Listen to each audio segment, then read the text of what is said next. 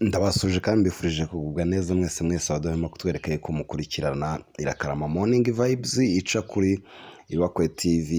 Ni channel yanyu nk'ibisanzwe kandi ibagezaho amakuru abatandukanye. Iyi update z'iki gitondo rero ni iravuga ku mpunzi z'abanyekongo ziri mu Rwanda zishaka ko General Meja Ekenge ashyikirizwa ubutabera mpuzamahanga. Ni inkuru yanditswe na Theodomire Munyengabe, Hakizimana Jean Paul na Sanzimana Ernest,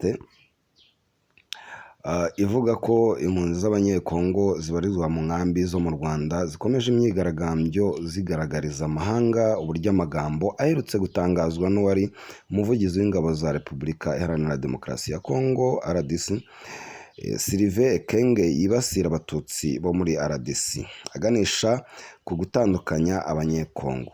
Nyuma y'impunzi ziba mu nkambi ya Mahama mu karere ka Kirehe n'iziba mu nkambi ya Kigeme mu karere ka Nyamagabe kuri uyu wa kabiri Mutarama 2025, ubwo no kuvuga ku wa gatanu, izo mu nkambi ya Nyabiheke mu karere ka Gatsibo, ya Mugombwa mu karere ka Gisagara n'iya Kizibayo mu karere ka Karongi nabo banze kwishimira iminsi mikuru mu bihe ubutegetsi bwa Kongo bushinzwe kubacyura no kubizeza umutekano buri gukangurira abandi baturage kubanga. General Meja Ekenge aherutse kugaragaza intekerezo za RDC n'uburyo yamunzwe n'ivangura n'urwango ku banyekongo b'abatutsi. Ubwo yavugaga amagambo yibasira abatutsi agera n'aho avuga ko gushyingiranwa n'umututsikazi bisaba kwitonda kuko mu gihe cyo kubyara azana mu rugo bene abo bakaba ari bo babyarana.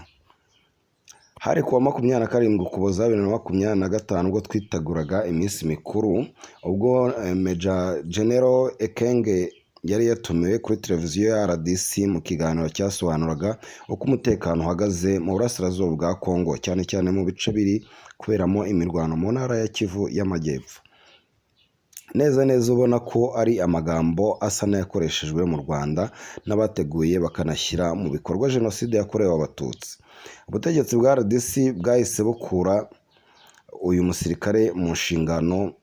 Abakurikiranira hafi ibibera muri iki gihugu bagaragaza ko ari ukwiyerutsa kuko General Meja Ekenge yagaragazaga imirongo migari yafashwe na Kinshasa yo guheza, kwica no kugirira nabi abanyekongo bo mu bwoko bw'abatutsi. Kuri iyi nshuro impunzi z'abanyekongo zasabye ko kwirukana uyu mugabo bidahagije, ahubwo akwiriye no gukurikiranwa agashyikirizwa inkiko mpuzamahanga. Impunzi rero nk'izo mu nkambi ya Nyabiheke zigaragaza ko aya magambo anerekana ko icyizere cyo gusubira iwabo kigoye cyane kuko leta ya RDC ikibona abatutsi nk'ubwoko buteje ikibazo muri icyo gihugu. Basabye imiryango mpuzamahanga kubafasha gukurikirana uyu musirikare. Nyasamaza Nyiramuhire w'imyaka 39 uvuka muri Minembwe wavuye muri Repubulika Iharanira Demokarasi ya Kongo mu mwaka wa 2007 kubera ubwicanyi bakorerwaga na FDLR yasize ikoze jenoside mu Rwanda, yavuze ko amagambo yavuzwe na General Meja Ekenge yamukomekereje cyane kuko yamweretse ko nta cyizere cyo gutaha bagifite. Ejo bundi basinye amasezerano twumvaga ko tugiye gutaha, ariko amagambo yavuzwe n'umuvugizi w'igisirikare yatweretse ko nta cyizere cyo gutaha twagira. Aha turacumbitse, nyamara twarasize hegitari zirenga 10 z'ubutaka, twasize inka, twasize byose. Aha tubayeho nabi none, aho kugira ngo imiryango mpuzamahanga idufashe, cyane cyane leta ya Tshisekedi irakomeza gukwirakwiza urwango. Uzamukunda Dina nawe rero wavuye muri RDC muri 2012 yavuze ko yabaga muri Masisi, ariko kubera umutekano muke, gozwa ku nkeke no gutwikirwa inzu kenshi byatumye afata umwanzuro wo guhunga. Yavuze ko ingengabitekerezo bizarega kuko izarangira, ariko leta ya RDC yaberetse ko ikikomeje. Ati twese turi amaraso amwe, sinzi impamvu General Meja Ekenge yakwihandagaza akavuga ko umututsikazi ari ikibazo. Inkiko zikwiriye kubimubaza. Ikindi byatweretse ko ubutegetsi bwa Tshisekedi bugifata abatutsi nk'abantu bagomba kwibasirwa kuko ibyavuzwe byavugiwe kuri televiziyo y'igihugu. Turasaba amahanga kutwumva no kumva akababaro kacu kuko rwose turababaye cyane. Ubu ndi impunzi nyamara iwacu nahasize ubutaka bunini akabaye butunga umuryango wanjye. Hari undi nanone nawe waganirije ikinyamakuru dukesha inkuru, Uwimbabazi Gikundiro Mahoro ufite imyaka 20 wavukiye mu nkambi ya Nyabiheke, yavuze ko amagambo yavuzwe na General Ekenge yatumye batakaza icyizere cyo kuzakurwa mu buhunzi kuko yaberetse ko baramutse banatashye bakomeza gutotezwa. Ati natwe dushaka gutaha tukajya kureba iwacu, twavukiye mu buhunzi, ababyeyi bacu bahora batubwira ko ari ahantu heza.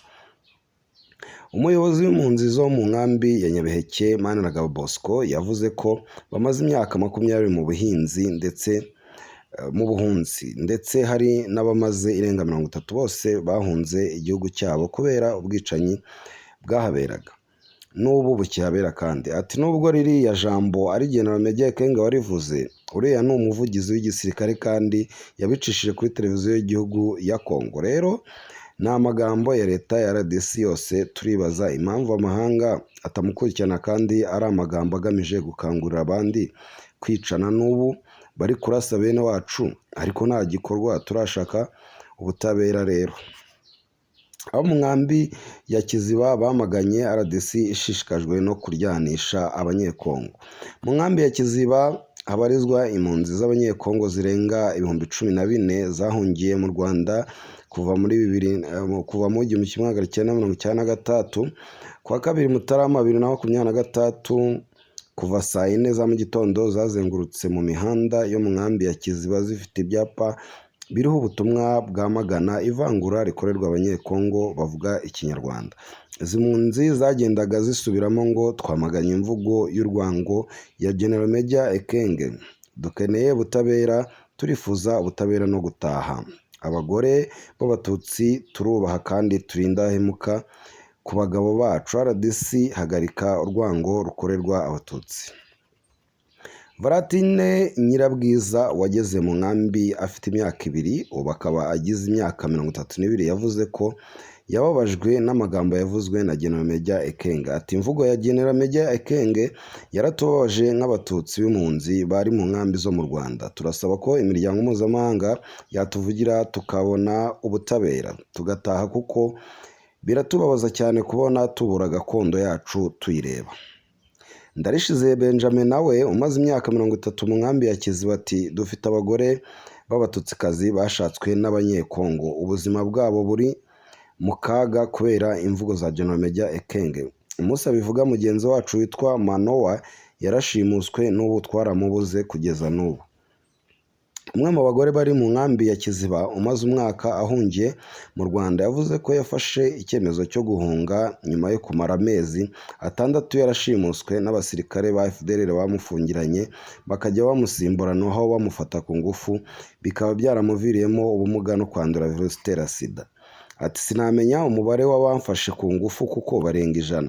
Bashimutanye n'umukobwa wanjye wa musaza wanjye w'imyaka 28, we nyuma yo kumusambanya baranamwishe. Abasirikare basimburanagaho ngo baje kumva uko umututsi aryoha. Umuyobozi w'inkambi ya Kiziba Sengamungu Albert Methode yavuze ko kuba General Meja Ekenge yarakuwe ku mwanya wo kuba umuvugizi wa FARDC nyuma y'imvugo y'urwango yakoreshereje ari ikinamico, asaba ko yakurikiranwa mu nkiko. Umuyobozi w'inkambi y'impunzi ya Mugombwa Rwagasoreme yagaragaje ko atumva ukuntu igihugu cya DC gigizwe n'amoko 150 ubwo abatutsi akaba ari bwo bwonyine bwamburwa igihugu. Ati muri RDC turi amoko 150, ntidukwiye kurobanurwa mu gihugu cyacu. Turasaba ko amahanga aturengera tugasubirana agaciro kacu kandi tukanataha iwacu.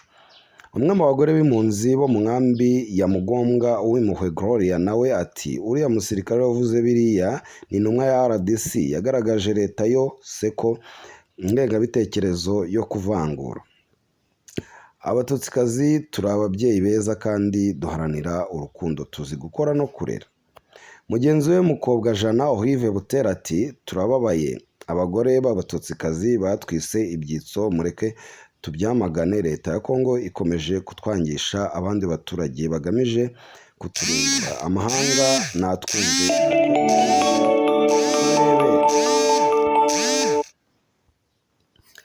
ubirebye mu mafoto rero wahita wirebera kabisa bari kwamagana imvugo y'urwango yazanywe n'uriya musirikare, ariko kugeza ubu ndakeka yarakuwe ku buyobozi. Abaharanira rero ko ashobora kuba yafatwa n'amahanga akaba yanamufunga, ni uburenganzira bwabo, kadutegereze tubitege amaso. Njye Emmanuel Rakarama ku Ibakwe TV. Iki ni ikiganiro Ibakwe tuba tubagezaho ibintu bitandukanye. Updates zacu nakagaruka. Ciao ciao.